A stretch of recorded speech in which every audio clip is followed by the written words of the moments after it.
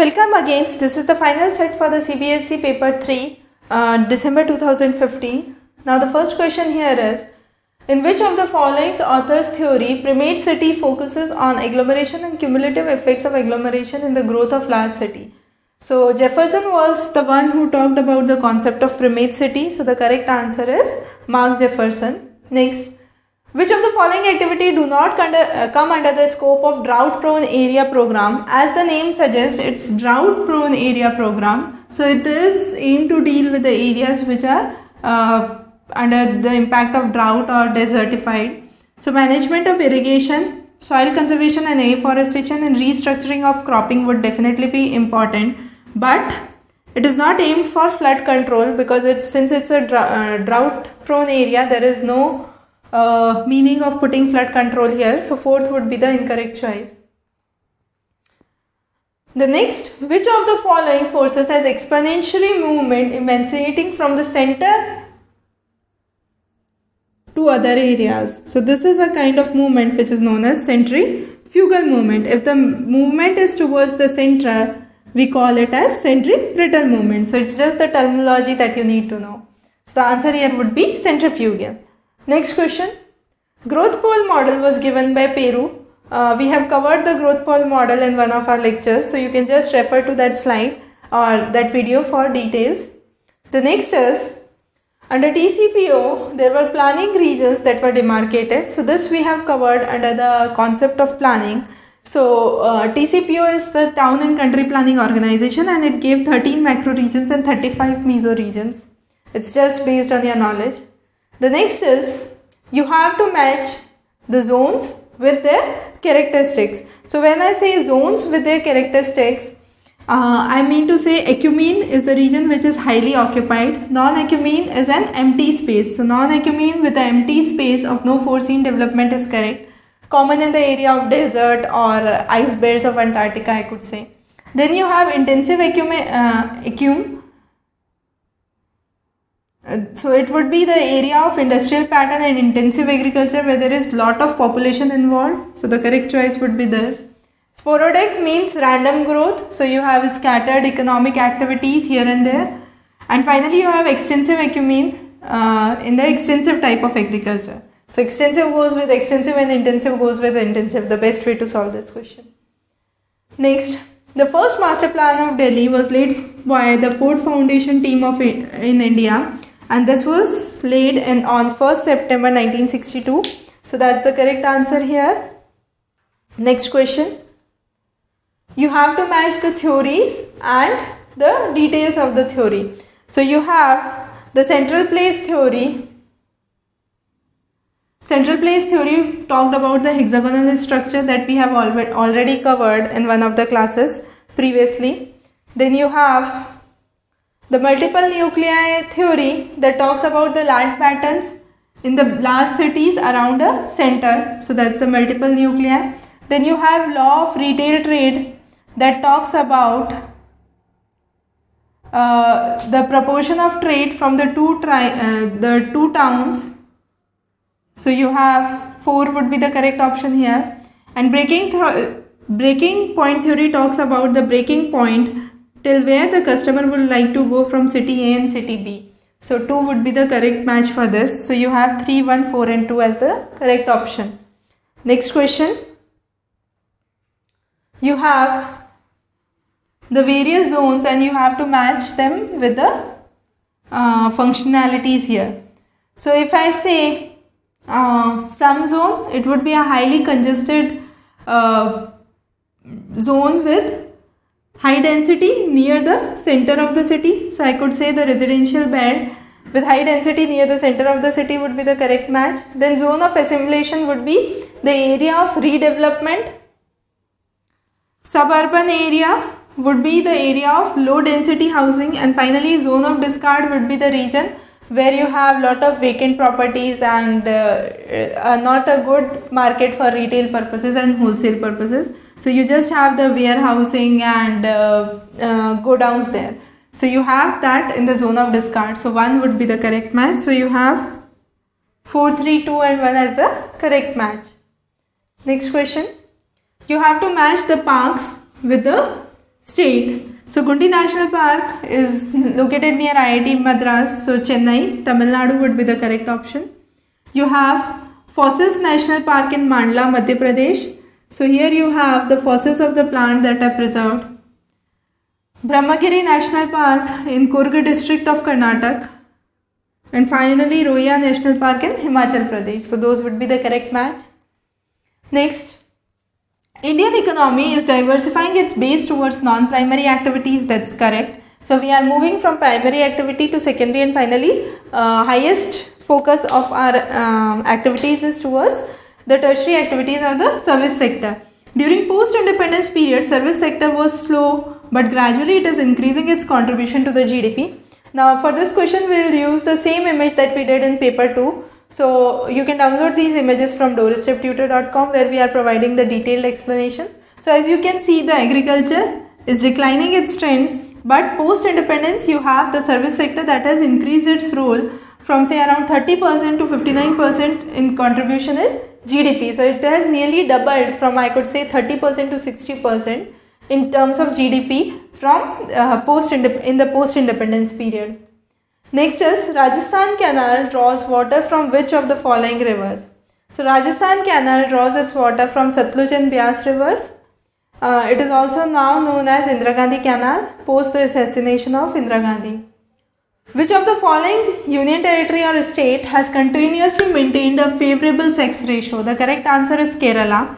So in 1901 and 2001, if we compare, the sex ratio has always been greater than 1000. So you have the sex ratio that has always been greater than 1000. So the correct answer is Kerala. Pondicherry, as per 2001 census, has a positive sex ratio, but the question asked has continuously maintained favorable sex ratio since census. So since census, if I say Pondicherry was not the answer, because in 1901 the Pondicherry had around 976. So that was less than 1000. Next question.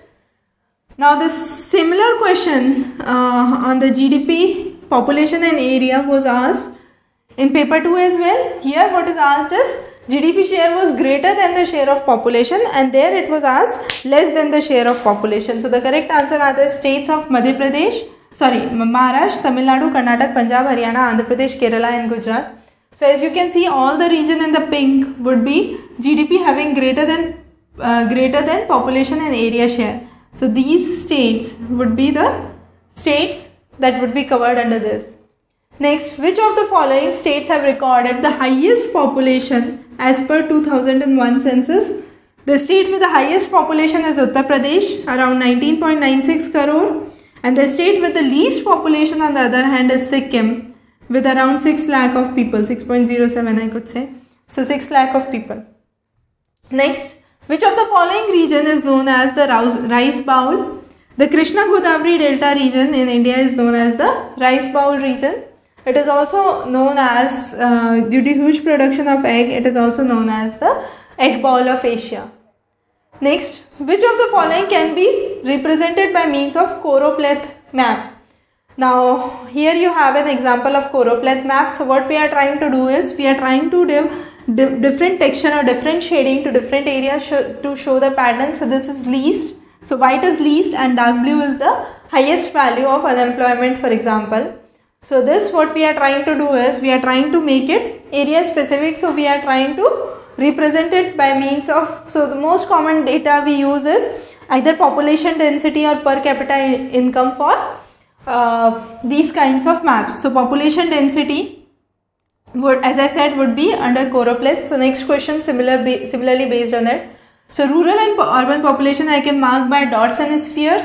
So it's dot and sphere. Relative relief I have kind of isolines where I mark equal elevation or equal wind or equal some other phenomena. So that would be a kind of isoline that I can draw. And decadal population growth, I can say the population growth in 1991, and so this is 91 and this is 2001 for India, then is for various states. So what I am trying to do is, I am trying to do the comparative bars. So this is known as the comparative bar. So D would be comparative bar. So these are the correct matches for this question. Next, Which of the following diagram is also known as pie diagram? So if I draw a circle and cut out sectors, like I have a pizza and I cut out sectors of the slices of the pizza, it would form a pie diagram. And so it is also known as a circle and sector diagram or a pie diagram. So the answer would be 2. Next, you have the various satellites and you have the altitude at which they are launched, they are established. So INSAT is a geostationary with 36,000 kilometers of height. Then you have IRS with 904, Landsat with 705 and SPOT with 832. Now for IRS it has been mistakenly printed as 932, which is incorrect. The remaining of those are correct. So those are the correct altitudes. You just need to know the altitudes and the satellites. Next question. Now this is a question based on conceptual understanding. Which of the following water will have highest spectral reflectance? Now if I move on to the choices directly, I have 3 things: clear water, turbid water, water without algae and water with algae. What algae does is they absorb and scatter. When they absorb and scatter, the reflectance decrease. So if there is more algae, the reflectance would be less. If there is less algae, the reflectance would be more. Since it is asking of the highest spectral reflectance, what we need is less algae. So the choices with algae will go off. Now among clear water and turbid water, clear water usually under reflectance you will have a dark blue color, while a turbid water would give a brownish color. That's due to the sediments and the suspension in the water. So the highest reflectance would be of a turbid water, which is clay filled or suspended in nature, or I could say turbid. So the correct answer would be 2. We will be covering similar kind of concepts when we will be discussing more on the aspects of remote sensing. Next, what is georeferencing? Georeferencing means I have a satellite imagery and I am trying to locate that satellite imagery with the real world coordinates. So each pixel of this raster image would be mapped or georeferenced with the real coordinates or the latitude, longitudes on the earth. So this is this much north, this much east, this much south, this much west. So that's how I try to explain this. So what you are doing under georeferencing is you are removing any kind of positional error that exists. Contrast of image is not improved. Errors in digital number. So digital number is just the value of the pixel of each raster. So that is not improved. So that is not removed. So the only answer is 2 here. Next question. You just need to know the various metric units. So meter is 1 meter, or I could say 10 raised to power 3, 10 raised to power 0, that becomes 1. So all these are 10 raised to power 0, 10 raised to power minus 6, 10 raised to power minus 9 and 10 raised to power minus 3. Now millimeter is 1/100th of a meter, so that's 1,000th of a meter, so that's 10 raised to power minus 3. Micrometer is again 1,000th of a millimeter, so that's 10 raised to power minus 6. And finally nanometer is 1,000th of a micrometer, so that's 10 raised to power 9. A very direct question. Next, now this is again a conceptual question. Lorentz curve is used to find out which of the following. Now before we solve this question, let's understand the basic terminology. What is the difference between absolute concentration curve and relative concentration curve? When I say absolute concentration curve, I mark up with the units, say kilometer or meter or kg or whatever the unit is. But under relative curve, what happens is the numerator and the denominator have the same unit. So I could say it is a kind of unitless aspect when I am dealing with it. So Lorentz curve, which talks about cumulative functions of the probability well distribution, it talks about relative concentration. So the correct answer would be relative concentration, not absolute and not both. And it explains it can help us to find out the dispersion but not the probability of the dispersion. So that's incorrect. So the correct answer for Lorentz curve or Gini coefficient would be relative concentration of a phenomena. So it helps us to tell that 10% of the population has 80% of the income, for example. So that is how we understand the Lorentz curve. So here you have the line of equality and here you have the the original line. So the ratio between this region and this whole triangle would be a Gini coefficient, and that can be that we can find out only by means of Lorentz curve. The next is you have to match the energy bands under a remote sensing satellite and the wavelength. Now this is again based on the direct knowledge. So 4, 3, 2, 1 would be the correct option here. So photographic image includes visible light plus near infrared. So that would come under photographic. So visible is around 400 to 700, or I could say nanometers. So in micrometers I can say 0.4 to 0.7, and when I merge the near infrared or the reflected infrared, that's from 0.3 to 15, 3 to 15. So that would be the correct, optical would be 3 to 15, then the reflected would be 0.7 to 3. So that starts from 0.7 here and ends up to 3. So that's the near infrared region. So photographic includes both visible and the near infrared. Then you have just the near infrared, that's 0.7 to 3. So it's 0.3 to 0.9. It's 0.7 to 3.0. Then you have the optical that includes beyond it, so 3 to 15. And finally you have the far infrared, that is 3 to 15, and optical is 0.3 to 15. So these are the values you need to remember. So with this we cover the 75 questions for Geography Paper 3. We will be discussing more topics on geography which are helpful for the NET examination and further lectures. You can subscribe to ExamRace channel for all further updates. Have a good day.